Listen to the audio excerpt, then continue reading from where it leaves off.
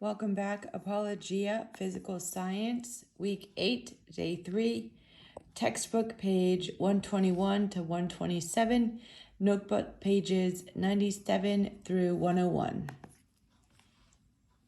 Types of chemical bonding. Remember that the arrow pointing from left to right in a chemical equation shows the reactants change into the products during the reaction. How does a chemical change affect the number of protons and electrons in an atom? Well, in a chemical change, the number of protons in an atom cannot change. If it did, the atom would become a totally different element. Remember, the number of protons in an atom cannot change.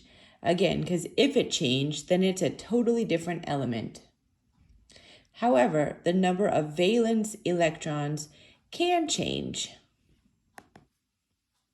The most stable electron configuration for atoms is when their highest energy level has a full set of electrons.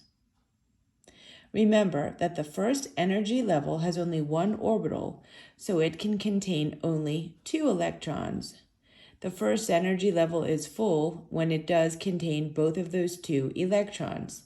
Helium, for example, has 2 electrons in its outermost energy level, so it has a stable electron configuration. This is the reason that helium is not very reactive.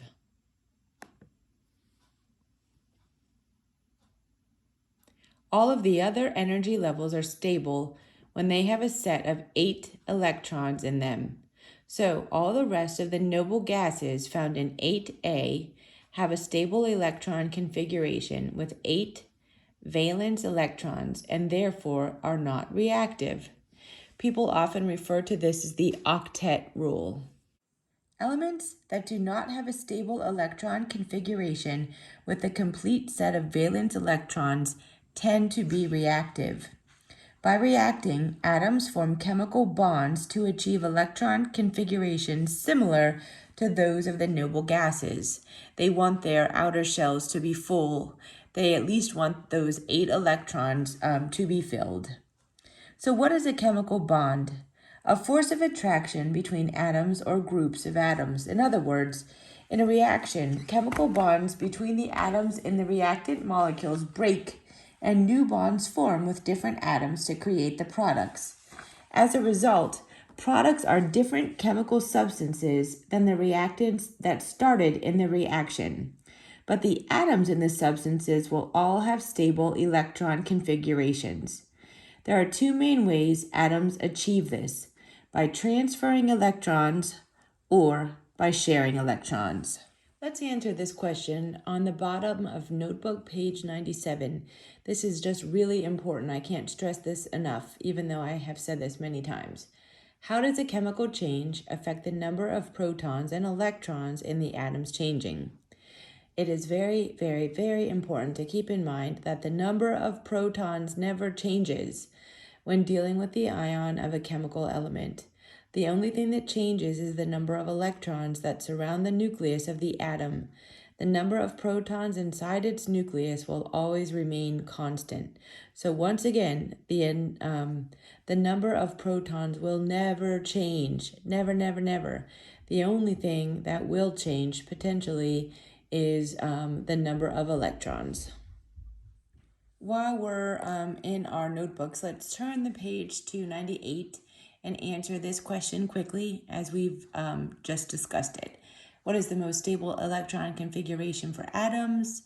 Are atoms with stable electron configurations reactive? I hope you should know this, but an atom is at its most stable state and therefore not reactive, unreactive, when all of its orbitals are full.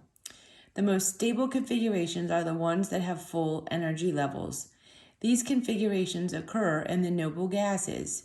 The noble gases are very stable elements that do not react easily with any other elements. So far we've been talking about neutral atoms. After all, you know that atoms have the same number of electrons as they do protons. Therefore, they are neutral. But some atoms that do not have a stable electron configuration will achieve that by transferring electrons. So you may have guessed that if an atom gives away or takes an extra electron, then the atom will no longer be neutral. And so you are correct. We first need to discuss what happens to the atom. All right, so what is an ion?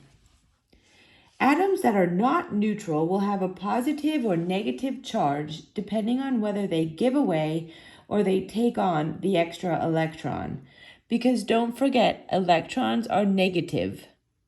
So if they give away a negative electron, they will become positively charged. If they take or receive an electron, a negative electron, they will then become negatively charged. So atoms with any electrical charge are called ions. So the definition for the word ion is an atom or group of atoms that has a positive or a negative charge. Go ahead and write that down on page 98. Remember that the alkali metals, those are the metals in group 1A of our periodic table, have only one valence electron. So look at the Bohr model of the sodium atom, which is Na, in figure 4.8. Remember that sodium's atomic number is 11, so that we know it has 11 protons in the nucleus. We also know that it has 11 electrons. But look at what would happen if sodium lost that one valence electron. When sodium loses its valence electron, it has the same configuration as neon. Neon has a full valence shell with 8 electrons in it, which is a very stable electron configuration. So sodium and the other alkali metals easily give up their valence electron to achieve the more stable electron configuration of the noble gas in the row above them. This is why alkali metals are so reactive. It only needs to get rid of just the one electron, and then it has 1, 2, 3, 4, 5, 6, 7, 8, a full outer shell. When sodium gives up that electron, it now has one more proton than it does electrons. So it is no longer a neutral atom. It is an atom with a positive charge. Atoms with a positive charge are called positive ions or cations. The charge on a cation is represented by a plus sign. So when a sodium atom or any alkali metal atom gives away its valence electron, it becomes a cation with a charge of 1 plus. The symbol for the sodium ion is Na+. So when a sodium atom or any alkali metal atom gives away its valence electron, it becomes a cation with a charge of 1 plus. The symbol for the sodium ion is Na+. Notice that the 1 is understood but not written. Naming cations is easy. It is simply the element name followed by the word ion, such as sodium ion. Atoms in the alkaline earth metals, which is group 2A, so they have 2 valence electrons. These elements are also reactive because they will easily lose their 2 valence electrons to achieve the stable electron configurations of the noble gas. They become ions with a charge of 2 plus. So, an example is the magnesium atom. The symbol for the magnesium ion is Mg2 plus. Now look at the Bohr model of a chlorine atom. Remember that chlorine has an atomic number of 17. So automatically that tells us it has 17 protons in its nucleus, 17 electrons, and it also has 17 neutrons. It has 7 valence electrons. So let's count this. We're going to know there's 2 on the first shell, so 2. Then there's 8. So 1, 2, 3, 4, 5, 6, 7, 8, 9, 10. So now there should be 7 on its outer shell. 1, 2, 3, 4, 5, 6, 7. So it just needs the 1. And it will become stable like the noble gases. So let's keep going. It has 7 valence electrons. If chlorine had 1 more electron in its valence shell, it would have the same stable electron configuration as the noble gas argon. This is what makes chlorine so reactive. Chlorine easily accepts an electron to give it a more stable valence shell. The ion that forms when a chlorine atom gains an electron has 17 protons and 18 electrons. So think about that. It has one extra electron. So it would have a negative overall charge. The charge on negative ions is represented by a minus sign. So when chlorine takes on that extra electron, it becomes a negative ion with a charge of 1 minus. Negative ions are called anions. The symbol for the negatively charged chlorine atom is Cl-. Anions, like the Cl- ion, are named in a special way. To name anions, use the first part of the element name plus the suffix -ide. So, Cl negative or minus is called a chloride ion. Atoms of the elements in the halogen family all easily accept one extra electron. They will all have a 1 minus charge and will have names such as fluoride ion, bromide ion, and iodide ion. The formation of ions requires the transfer of electrons between atoms. All right, table salt, we've talked about that many times. It's a common example. The formula for table salt, sodium chloride, is NaCl, as you should really know by now. Na is the chemical symbol for sodium, Cl chemical symbol for chlorine. From the formula NaCl, we can tell that there's one atom of sodium and one atom of chlorine. So, what happens at the atomic level when sodium reacts with chlorine? The sodium atom gives up its valence electron to the chlorine atom. Here we go. So like we talked about, sodium has one extra valence electron. It doesn't want it because if it gets rid of it, then its outer shell would have 8. 1, 2, 3, 4, 5, 6, 7, 8. Sodium would be happy. It wants to get rid of this last lone valence electron. Well, guess what? Chlorine wants it because it needs one more to get 8. So what do you notice about the ions produced in the reaction shown in figure 4.10?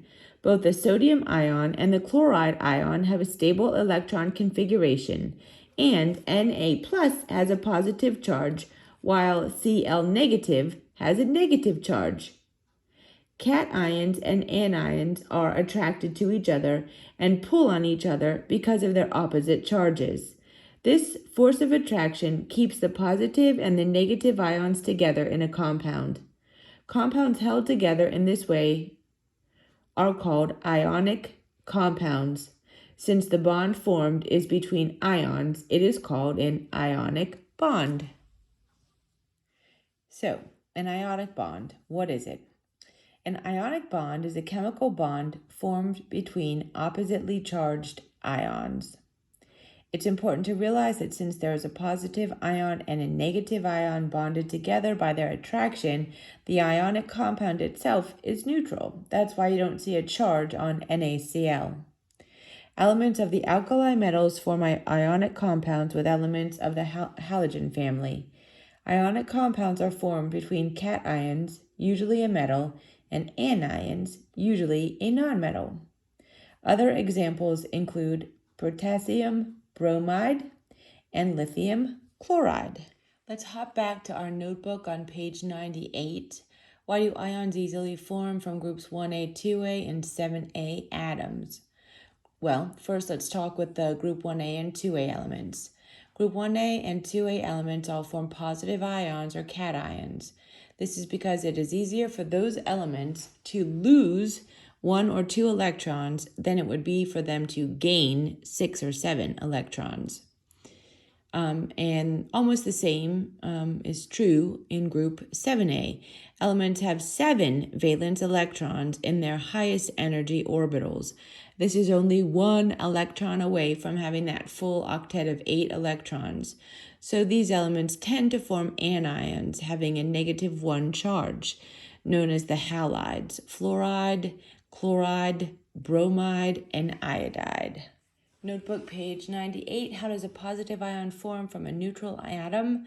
What is another name for a positive ion? A cation, which is a positive ion, forms when a neutral atom loses 1 or more electrons from its valence shell. The second question, how does a negative ion form from a neutral atom? What is another name for a negative ion? An anion, which is a negative ion, forms when a neutral atom gains 1 or more electrons in its valence shell.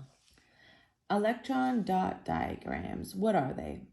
Before we move on to bonds formed by sharing valence electrons, I want to show you another useful model of an atom and an easier way to keep track of what happens to valence electrons. It is difficult and very time-consuming to draw out the Bohr model every single time you want to show what happens in a reaction. So, chemists use what is called the electron dot configuration. The electron dot diagram is a model of an atom in which each dot represents a valence electron. The symbol of the element in the middle represents the nucleus and all other electrons in the atom. Since we've been discussing how the atoms achieve a stable electron configuration of their valence electrons, this model is very useful. So look at figure 4.12. It shows the same reaction that figure 410 shows, but using electron dot diagrams. The symbol Na represents the nucleus with 11 protons, all of its neutrons, and the 10 electrons in first 2 energy levels. The dot represents sodium's 1 extra valence electron, this little guy. Likewise, the symbol Cl represents the 17 protons and all the neutrons in the nucleus, as well as the 10 electrons in the first 2 energy levels. The 7 dots represent the valence electrons. Now look at the reaction for the magnesium and chlorine. Remember, magnesium is an alkaline earth metal in group 2A, so it has 2 valence electrons. A magnesium atom cannot reach a stable electron configuration by reacting with only 1 chlorine atom. It has 2 electrons it must lose and so requires 2 chlorine atoms. Notice that the electrons are transferred. The magnesium ion has a charge of 2+ and is written as Mg2+. The formula for the compound magnesium chloride is written as MgCl2. Table 4.1 shows you the electron dot diagrams for some group A elements. Atoms with 1, 2, or 3 valence electrons, the metals, tend to give up their electrons easily. Atoms with 7 valence electrons, the nonmetals, readily gain electrons. On your own 4.3, what causes an atom to become an anion? An atom becomes an anion, which is an ion with a negative charge when it gains electrons. And so it has more electrons than it does protons. On your own 4.4, when is an atom least likely to be reactive? An atom is least likely to be reactive when it has a stable electron configuration, which means that the highest occupied energy level of the atom is filled with electrons.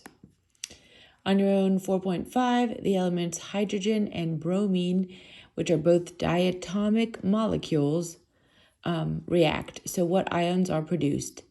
When hydrogen reacts with bromine, the hydrogen gives up its valence electron to become the cation H+. Bromine receives the electron to become the anion Br-. Each now have a stable electron configuration. Write the electron dot diagrams for the reaction. So here we go. We had hydrogen with 1 electron that it's ready to give to bromine. So then we have bromine that had 7. It's looking for 1 more. So here we go. H, hydrogen plus bromine, yields H plus and then a full bromine, which is a negative charge. What is the chemical formula of the product? HBr, hydrogen bromide. Knowing that both hydrogen and bromine are diatomic molecules, how would you balance this equation? So on this half, we'd have 2 hydrogen and 2 bromine. So we'd have to have a 2 in front of our hydrogen bromide so that we would have 2 hydrogens and 2 bromines. So we'd be balanced. All right, that's it for today.